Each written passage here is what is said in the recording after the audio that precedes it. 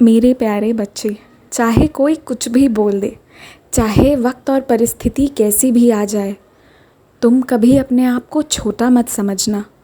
तुम किसी से भी कम नहीं हो। तुम्हारे अंदर जो शक्तियाँ मौजूद हैं, तुम जितने ताकतवर हो, तुमने जो चीज़ें झेली है, वो सबके सोच और समझ के बाहर है। इसलिए बिना अपने आसपास अपने वातावरण के लोगों से प्रभावित हुए तुम आगे बढ़ते जाओ। जब भी कोई तुम्हें क्षति पहुंचाना चाहेगा, वो तुम्हारे साथ एक दैवीय शक्ति को पाएगा, और वो शक्ति कोई और नहीं, तेरा साईं है, जो तेरे साथ हमेशा से था, है और हमेशा रहेगा।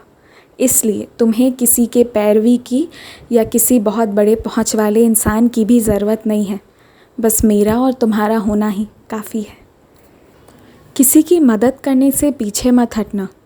तुम्हारे पास किसी चीज़ की कमी नहीं रहेगी। तुम्हारे पास माँ लक्ष्मी की भी उतनी ही कृपा रहेगी। और याद रखो, तुम जैसा चाहते हो घर वैसा ही बसेगा। सुन रहे हो ना?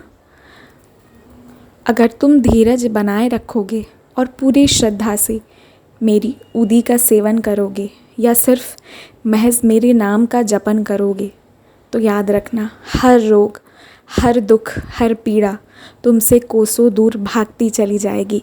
लेकिन सबूरी रखना।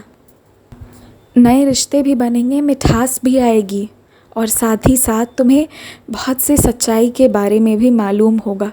तुम कुछ हकीकत को जान पाओगे जो तुमसे छुपा हुआ था।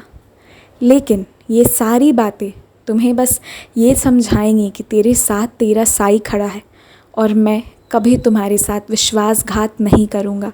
तुम मुझ पर बेझिझक पूरी तरह विश्वास करो।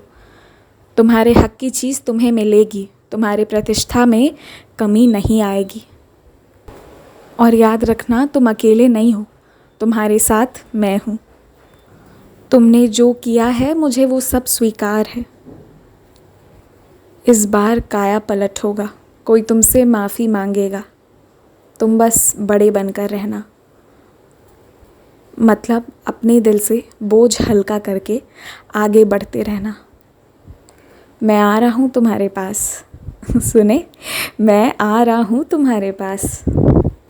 और मैं जब इस बार आऊँगा ना, तो देखना, कुछ गलतफहमियाँ हमेशा के लिए दूर होने वाली हैं। तुम अपने भविष्य की चिंता मत किया करो, और भविष्य के बारे में जब भी सोचो तो सकारात्मक सोचो, क्योंकि बुरा तो तुम्हारे साथ मैं होने नहीं दूँगा। दीर्घायु भव।